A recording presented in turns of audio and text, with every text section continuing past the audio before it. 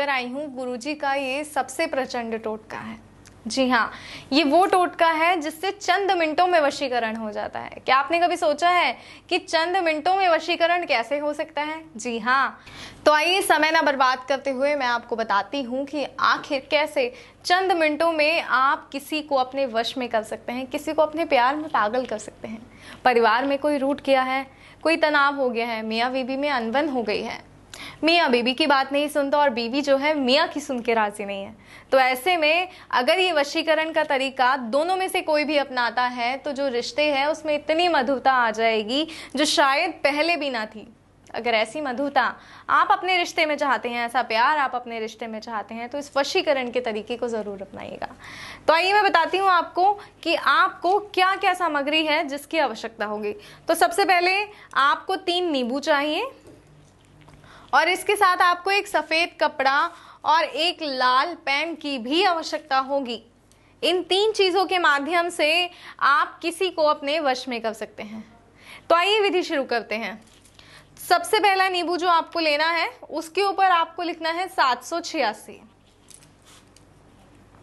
इस तरह आपको 786 उस नींबू पर लिखना है, देखिए। और दूसरा नींबू जो आपको लेना है उस नींबू पर आपको उसका नाम लिखना है जिसे आप वश में करना चाहते हैं।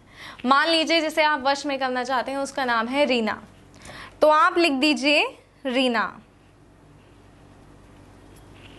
देखिए इस तरह। और जो आपको तीसरा नींबू लेना है उस नींबू पर आपको जो नाम लिखना है वो नाम लिखना है अपना खुद का। मान लीजिए रीना जो है उनको रमेश नाम का जो व्यक्ति है वो वश में करना चाहता है, तो अब यहाँ पर आपने तीसरे नींबू पर लिखना है रमेश, इस तरह। और अब इन तीनों नींबुओं को आपने क्या करना है, इन एक सफ़ेद कपड़ा लेना है, इस सफ़ेद कपड़े के ऊपर लाल पेन से आपने लिखना है 786। कहीं भी बीच में या किसी कॉर्नर पे आप इस पे लिख सकते हैं 786, इस तरह 786 लिखिए। उस व्यक्ति का ध्यान कीजिए जिसे आप वश में करना चाहते हैं। उसके बाद सबसे पहले आपको वो नींबू रखना है जिस पर आपने लिखा था 786, वो नींबू इसमें रखिए। उसके बाद वो नींबू जिस पर नाम लिखा है उसका जिसे वश में करना है। उसके बाद तो ये तीनों नींबू आपको इस तरह नज़दीक करके रखने हैं और इनके ऊपर जो है आपको सिंदूर उस व्यक्ति का ध्यान करते हुए डालना है जिसे आप वश में करना चाहते हैं, इस तरह। और अब आपको इसमें गांठ लगा लेनी है। आपको इसके अंदर 2 गांठ लगानी है।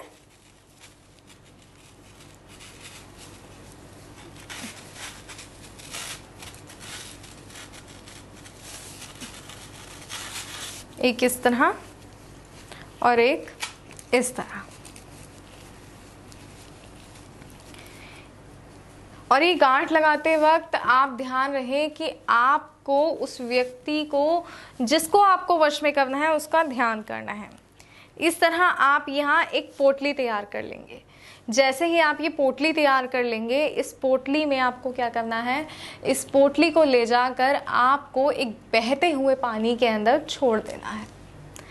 ध्यान रहे बहते हुए पानी में छोड़ना है। और इस बात का भी खास तौर पे ध्यान रखना है कि ये जो पोटली है जब आप पानी में छोड़ेंगे उस वक्त कोई भी आपको पीछे ना देखे और ना ही आपको पीछे मुड़कर देखना है। कई बार होता है कि हम वशीकरण विधि करते हैं, कुछ प्रवाह करने जाते हैं और सोचते हैं कि एक बार देखें ज़रा मुड़कर, क्या वो बह गया है या अभी वही है या उसे दोबारा बहाने की ज़रूरत है। ऐसा नहीं करना है। आपने एक बार उसे प्रवाह कर दिया मतलब आपका कार्य हो गया।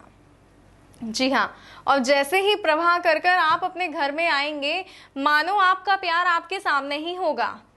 अगर आपका पति आपसे नाराज है तो आपके पति की बोली से आप समझ जाएंगे कि जी हमारा वशीकरण तो काम कर गया। तो इस विधि को करने से परिवार में इतनी मधुरता आ जाएगी शायद पहले भी ना थी। तो अगर आप चाहते हैं ऐसी ही किसी समस्या से निपटना, ऐसी ही किसी समस्या से छुटकारा पाना, तो एक बार गुरुजी को फोन अवश्य करें। गुरुजी आपको बताएंगे कि ये विधि आपको अपने राशि के अनुसार, अपने नाम के अनुसार किस तरीके से करनी है, कौन सा सही तरीका आपके राशि और नाम के अनुसार है, जिसे करके, ये विधि करके आप अपने वशीकरण सिद्ध कर सकते हैं और अपने आप को खुशियां दे सकते हैं। तो इस बात का खास तौर पर ध्यान रखिएगा और इस बात का भी कि वशीकरण करते वक्त आपको कोई ना देखे। तो दोस्तों फिलहाल दीजिए इजाजत, फिर हाजिर होंगे एक नए वशीकरण विधि के साथ। गुरुजी बताएंगे कि किस तरह प्रचंड वशीकरण किया जाए इस विधि के साथ। फिर मैं हाजिर होंगी। नमस्कार।